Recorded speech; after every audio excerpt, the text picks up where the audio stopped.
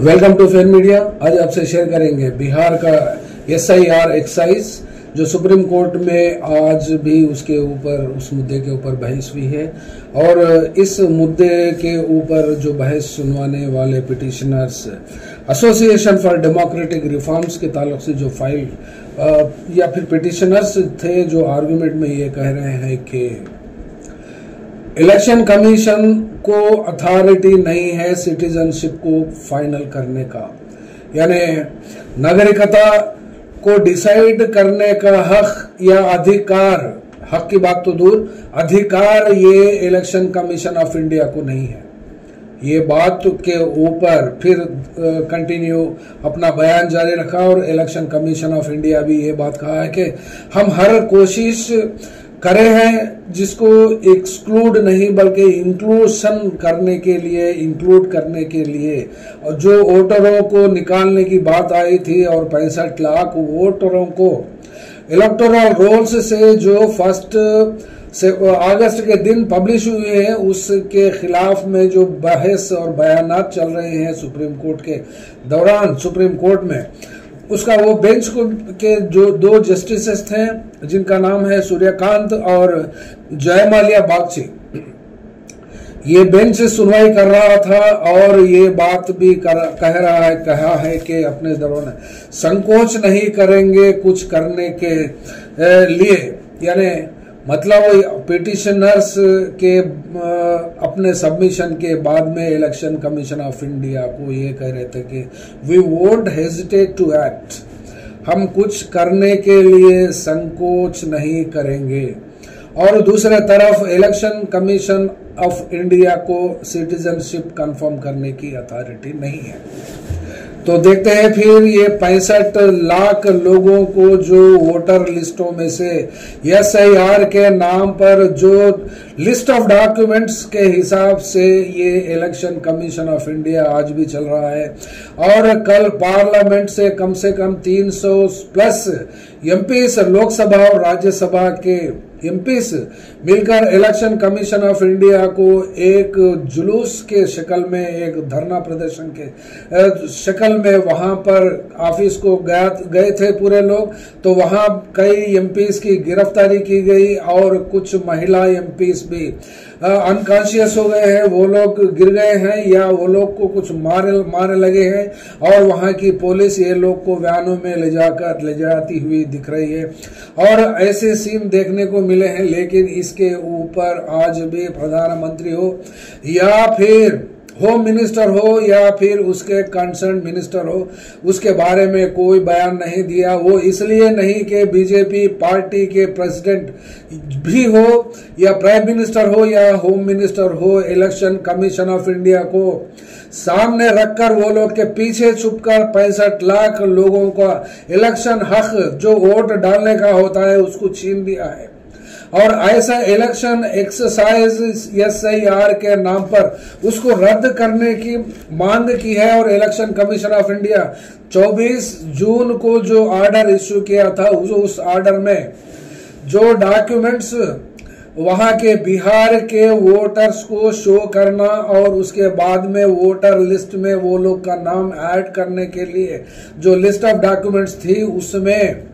Petitioners ये गुहार लगाई है और लगा रही है। और आज भी वो बात ये सुप्रीम कोर्ट के भी इससे पहले के जो सुनवाई के दौरान भी कहा था कि आधार कार्ड को एक प्रूफ के मतलब से एक प्रूफ समझकर उसको मानना चाहिए और रेशन कार्ड को भी मानना चाहिए, क्योंकि ये 2 भी गवर्नमेंट ऑफ इंडिया के इश्यूड डॉक्यूमेंट्स है और ये 2 डॉक्यूमेंट के अलावा दूसरे डॉक्यूमेंट्स क्यों पेश करने की जरूरत पड़ रही है इस इलेक्शन कमीशन ऑफ इंडिया को। यानी इस इलेक्शन कमीशन ऑफ इंडिया एक मानो में सिटीजनशिप स्क्रीनिंग कर रही है और वोटरों को उखाड़ फेंक रही है और सबको यूनिवर्सल फ्रेंचाइज जो होता है वो लोगों के खिलाफ में ये चलता है और ये इंडिया के कॉन्स्टिट्यूशन के खिलाफ है। लेकिन इसके बारे में ना ही बीजेपी सरकार और ना ही सदन में SIR के ऊपर जो इतने दिन से वहां का कार्यकाल और उस सेशंस में डिस्टर्ब कर रहे हैं अपोजिशन लीडर्स हो या फिर मांग कर रहे हैं और एसआईआर को रद्द करने का डिमांड चलती है। और टोटली कांग्रेस पार्टी में राहुल गांधी और मल्लिकार्जुन खड़गे, प्रियंका गांधी और साथ के जितने भी इंडिया के गठबंधन के लोग थे, उन पूरे के पूरे गठबंधन के लोग और कुछ दूसरे एमपीज भी इसमें हिस्सा लिया और अपना प्रोटेस्ट जताया एसआईआर के खिलाफ में। और बिहार के इलेक्शन कमीशन हो या फिर इलेक्शन कमीशन ऑफ इंडिया हो, ये डायरेक्ट अपोजिशन, हम इससे पहले भी बताए थे कि इंडिया अलायंस यानी अपोजिशन सरकार, अपोजिशन के लीडर जितने भी है वो लोग इस एसआईआर एक्सरसाइज को स्क्रीनिंग और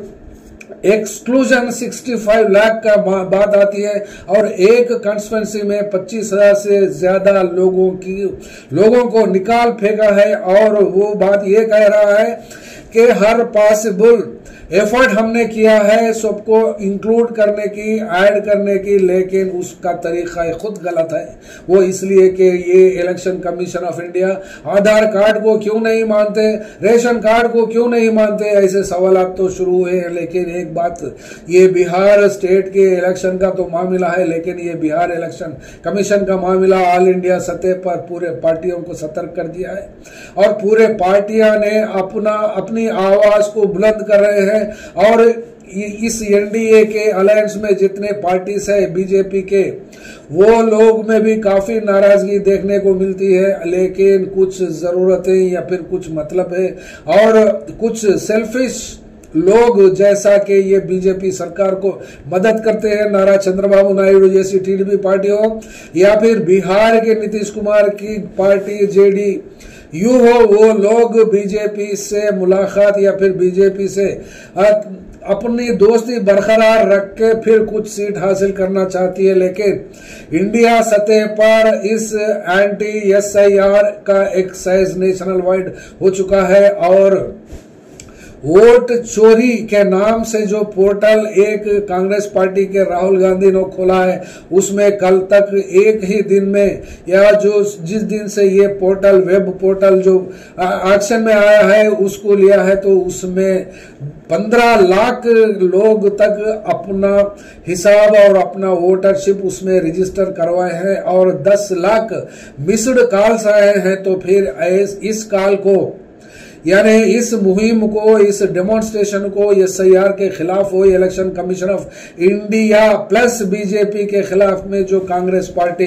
वैनगार्ड बनकर सो आगे रहकर फ्रंट में रहकर इसको लीड कर रही है, अगर इस तरीके का ही लीडिंग और भी आगे अगर चलता रहा तो फिर पार्लियामेंट सत्र तो ये महीने के लास्ट तक चलेगा। लेकिन फिर भी कब ये सत्र को खत्म किया जाएगा, कब तक चलाएंगे, ये सरकार को तो ये पार्लियामेंट सेशन को कंटिन्यू करने की कोई बात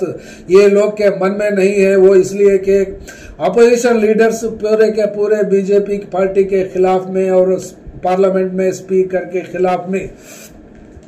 सदन में धरना प्रदर्शन और गड़बड़ सौंप कर रहे हैं। वो इसलिए कि अपनी मांग को पूरी करने के लिए या फिर इलेक्शन कमीशन ऑफ इंडिया को समझाने के लिए या फिर उनके डिमांड के हिसाब से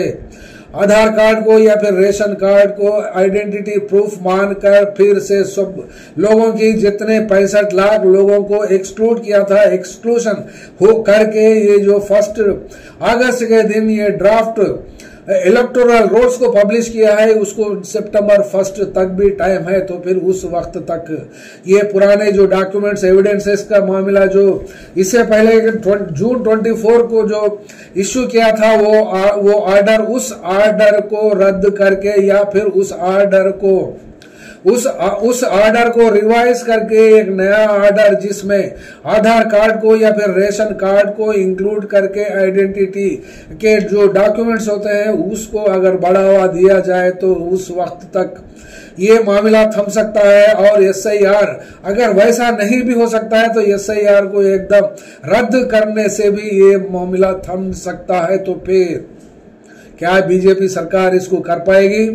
अगर बीजेपी सरकार एसआईआर एक्सरसाइज को बैकडोर से वहां के नीतीश कुमार के जरिए अगर उसको रद्द करवा सकती है, या फिर ज्ञानेश कुमार इलेक्शन कमिश्नर को अब ऑर्डर देकर बैकडोर से या फ्रंट डोर से ये गड़बड़ और ये बड़े बड़े मुहिम और नेशनल वाइड डेमोन्स्ट्रेशंस को कट करने के लिए अगर सोचती भी है बीजेपी सरकार, तो फिर ये बात भी उसके ख्याल में होना भी चाहिए कि नेशनल वाइड डिमांड से बिहार तो जाने का जाता है या फिर आने का आता, क्या हो सकता है, लेकिन ये मामला थमने का नाम नहीं ले रहा है। और इसमें सुप्रीम कोर्ट भी अपना बयान और इसके ऊपर कुछ करने से हम संकोच नहीं करेंगे, ये बात भी वहां के जस्टिस जो बेंच की सुनवाई करते हैं इस केस के ऊपर उन्होंने भी कहा है। और यहाँ और एक बात भी कही है कि trust, this is a case of trust deficiency, ये बात भी बताई है, यानी ट्रस्ट डिफिशियंसी, भरोसा कम का केस है ये। यानी इलेक्शन कमीशन ऑफ इंडिया को बिहार के वोटरों के ताल्लुक से जो एसआईआर का एक्सरसाइज किया है 65 लाख लोगों को इसमें निकाल कर फेंक दिया है वोटर ड्राफ्ट एनरोलमेंट से और वोटर लिस्ट से, तो उसको ट्रस्ट डिफिशियंसी बताता है। तो फिर ये फेयर एंड ट्रांसपेरेंट इलेक्शन के लिए इलेक्शन कमीशन नहीं है। और दूसरे तरफ आज की तो बात ये होगी कि नागरिकता डिसाइड करने का power election commission of India को नहीं है, सो नहीं है। That's all, thank you. Fair media में आपका स्वागत है। हमारे चैनल को सब्सक्राइब करें और हमारे वीडियो देखें। हर अपडेट के लिए घंटी आइकन चालू करें। हम वास्तविक और निष्पक्ष समाचार और राजनीतिक अपडेट प्रदान करते हैं।